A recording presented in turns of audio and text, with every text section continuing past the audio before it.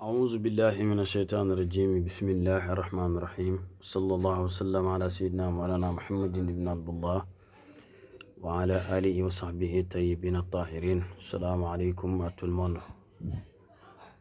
Alors aujourd'hui, je voulais vous présenter une recette qu'on m'a tant demandé en WhatsApp. Certaines personnes m'appelaient en me demandant qu'ils veulent arrêter de boire de l'alcool et arrêter de fumer.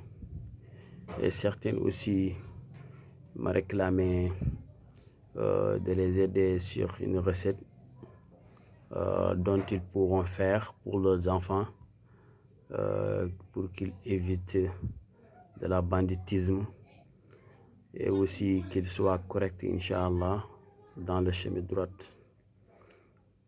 Alors, ces recettes-là, je vais vous les présenter, Inch'Allah, Rabbi Ta'ala. Si vous avez un enfant qui s'intéresse de la banditisme et qui ne veulent plus faire les choses dans le chemin droit, et si vous avez, Inch'Allah, un enfant qui boit de l'alcool ou bien qui fume, alors je vous conseille de faire ceci et vous verrez les résultats, Inch'Allah, Rabbi Ta'ala, sans doute. Alors, il faut le faire sérieusement, comme je vous le montre, Inch'Allah, Rabbi, à ne pas confondre les cases, Inch'Allah, les qatim. Pour le faire, il suffit juste d'écrire Allahu kun bismillahir rahmanir rahim. Allahumma salli ala sayyidina Muhammadin wa ala alihi wa sahbihi wa sallam. Et après, vous allez écrire surat al-Fatiha. Alhamdulillahi rabbil alamin ar-Rahmani ar-Rahim maliki yawmiddin iyyaka na'budu wa iyyaka nasta'in ihdina as-siratal mustaqima siratal ladzina an'amta alayhim ghayril maghdubi alayhim waladdallin amin. Et après, vous allez tracer, Inch'Allah, Rabbi Ta'ala, c'est Qatim, comme je vous le montre là. Ihdina siratal mustaqima. Mustaqima, ihdina sirata. Après, vous allez mettre le ta, mustaqima, ihdina sirata. Et après, as-sirata, ta, mustaqima, ihdina. Et après, vous allez tracer aussi ensuite l'autre carré, ihdina siratal mustaqima. Mustaqima, ihdina sirata. Comme vous l'aviez fait ici, dans cette case. Ta, mustaqima, ihdina sirata. Sirata, mustaqima, ihdina. Et après, vous allez tracer l'autre carré, ihdina siratal mustaqima. Ihdina siratal mustaqima. Ihdina siratal mustaqima. Ihdina. Ihdina siratal mustaqima. Mustaqima, ihdina sirata. Tal mustaqima, ihdina sirata. Sirata mustaqima ihdina. Et après vous allez écrire ihdina sirata al-mustaqim, ihdina sirata al-mustaqim, ihdina sirata al-mustaqim, ihdina sirata al-mustaqim, ihdina sirata al-mustaqim. Après vous allez écrire Allahumma salli ala sayyidina Muhammadin wa sallim. Alors écoutez-moi bien. Après avoir fait tout cela, vous allez chercher une bouteille d'eau, 1 litre de bouteille d'eau, 1 litre d'eau. Et après, vous allez mettre toutes ces écritures là-dedans.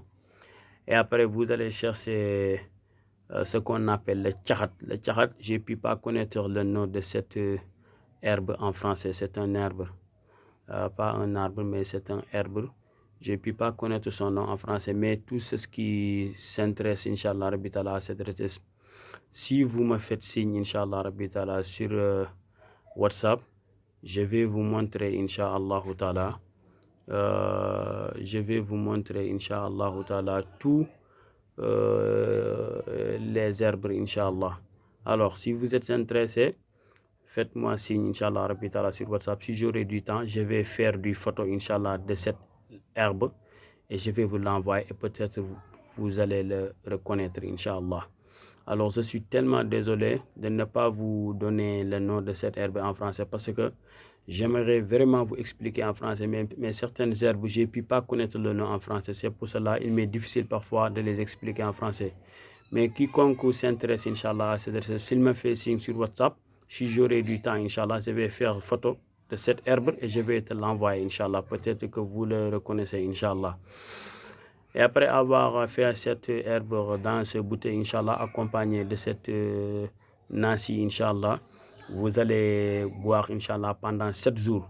Inch'Allah, Rabbi Ta'ala, si c'est une personne qui fumait ou bien un enfant qui faisait du banditisme, il changera, Inch'Allah, Rabbi Ta'ala, de temps en temps, Inch'Allah, Rabbi Ta'ala, petit à petit, il va changer complètement, Inch'Allah, Rabbi Ta'ala. Le résultat va vous surprendre sans doute. Parce que c'est une recette qu'on a organisée à partir du Surat al-Fatihatul Kitab. Inch'Allah, Rabbi Ta'ala, et Fatihatul Kitab a un baraka.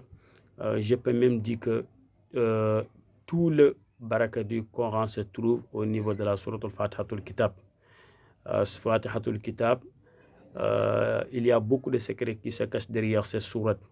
Inch'Allah, Rabbi Ta'ala, il se peut la prochaine fois, je reviendrai, Inch'Allah, Rabbi Ta'ala, je reviendrai avec certaines recettes concernant la sourate al-Fatiha et certains secrets différents, Inch'Allah, qui se cachent derrière cette sourate et je vais vous l'expliquer, Inch'Allah, Rabbi Ta'ala.